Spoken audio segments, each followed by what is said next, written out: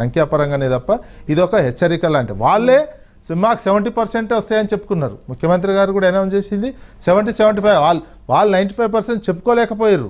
అంటే వాళ్ళే 70 అంటే రిజల్ట్స్ ఇస్తే అంత లేదు, 70% కూడా వస్తాయి. అది చూడ ఏది ఓట్ షేర్ లెక్కేసుకుంటే ఈ చైర్మన్ల ఎన్నిక దీని హంగొచ్చినాయని కూడా మీ ఖాతాలోనే వస్తాయి. అవి లెక్కలోకి తీసుకోవాల్సినటువంటి అవసరం లేదు ఇప్పుడు ఉన్నటువంటి పరిస్థితులలో. రైట్. ఇక జాగృతి నుంచి శ్రీకాంత్ గౌడ్ ఉన్నారు. శ్రీకాంత్ గౌడ్ గారు. రైట్. రామ్ నరేష్, ఇక పటాన్ చెరువులో అంటే మొత్తం రాష్ట్ర వ్యాప్తంగా కూడా మున్సిపల్ ఎలక్షన్స్ జరుగుతున్న తీరు, అదే పోలింగ్ కౌంటింగ్ జరుగుతున్న తీరు, అదేవిధంగా పోలింగ్ ట్రెండ్స్కు సంబంధించి మా కరస్పాండెంట్ రామ్ నరేష్ ఉన్నారు. రామ్ నరేష్, చెప్పండి, అటు రెండు పార్టీలకి సంబంధించి విపక్షాలు కూడా కొంతవరకు హోరాహోరీగానే వస్తున్నది కదా, రిజల్ట్స్ చూస్తుంటే ఏంటి?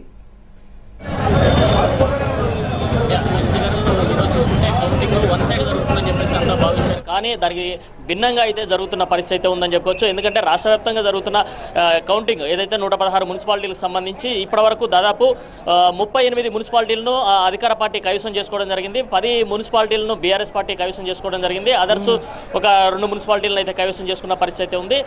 ప్రధానంగా చూస్తే అంటే గతంలో కేసీఆర్ ప్రభుత్వం అధికారంలో ఉన్నప్పుడు, బీఆర్ఎస్ ప్రభుత్వం అధికారంలో ఉన్నప్పుడు 95% మున్సిపాలిటీలను అధికార పార్టీ కైవసం చేసుకున్న పరిస్థితి ఉంది. కానీ ఇప్పుడు కూడా అదే పరిస్థితి ఉంటుందని చెప్పి అంతా భావించారు. కానీ దానికి భిన్నంగా ఇప్పుడు జరుగుతున్న పరిస్థితి ఉందని చెప్పుకోవచ్చు.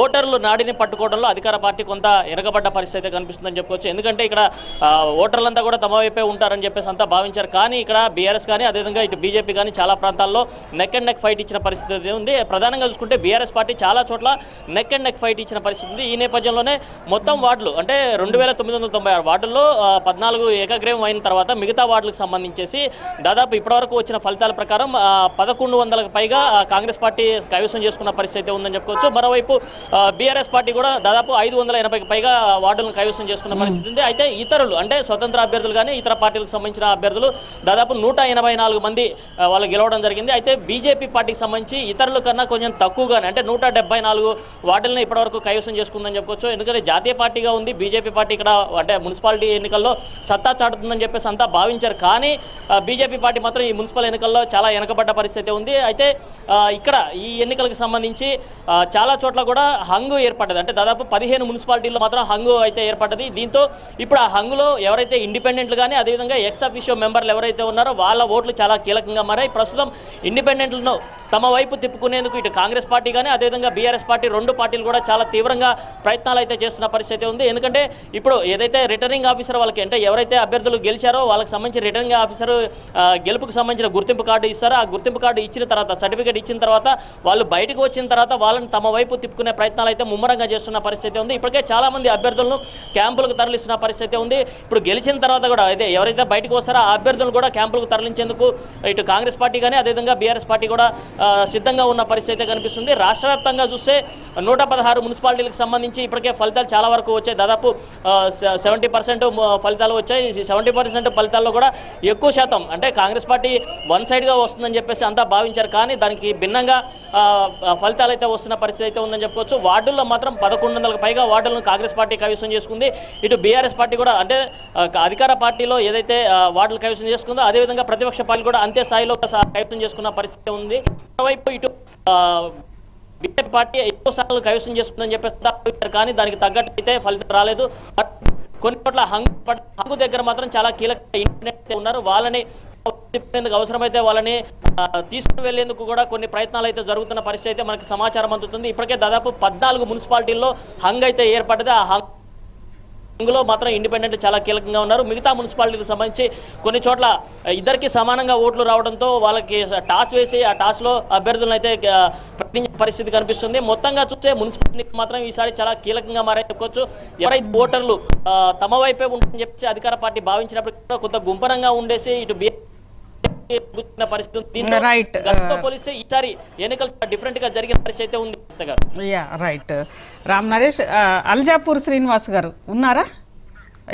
శ్రీనివాస్ గారు వినిపిస్తోందండి? నా వాయిస్ వినిపిస్తోందా శ్రీనివాస్ గారు?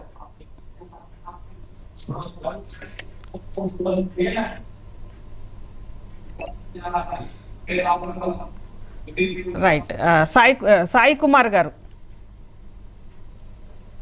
సాయి కుమార్ గారు.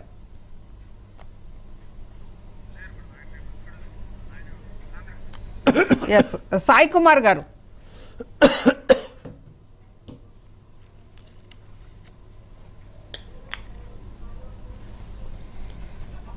రైట్, విజయ్ గారు.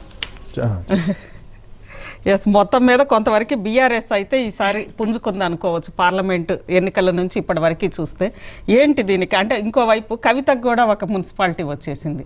అందులో తన తండ్రినే స్వయంగా అత్యంత అహంకారంగా వ్యవహరించారు, ఓడిపోయారని చెప్పి ఒక 3 రోజుల క్రితమే 2 రోజుల క్రితమే తన తండ్రి మీదే ఆమె చాలా తీవ్ర స్థాయిలో విమర్శలు చేశారు. బీఆర్ఎస్ నుంచి ఒక రకంగా కవిత గారి ఓట్ బ్యాంక్ అనేది బీఆర్ఎస్ నుంచి చీలిక ఓట్ బ్యాంకే కదా.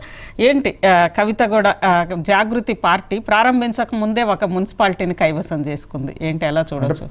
ప్రజాస్వామ్యంలో ఎవరైనా పార్టీ పెట్టుకోవచ్చు, పార్టీ పోటీ చేయొచ్చు. అంటే ఇప్పుడు కవిత గారు పోటీ చేసినటువంటిది ఇంకా అఫీషియల్ కూడా వాళ్ళు చెప్పిరా లేదా చూడాల్సిన సింహం గుర్తు పేరుతోటి అంటే ఆల్ ఇండియా ఫార్వర్డ్ బ్లాక్ అది గుర్తుని తీసుకొని కవిత పార్టీ పోటీ ప్లస్ ఇప్పుడు వాళ్ళు ఉంటారా లేదా అనేది కూడా సమస్య. ఇప్పుడు గెలిచిన ఫార్వర్డ్ బ్లాక్ నుంచి గెలిచినటువంటి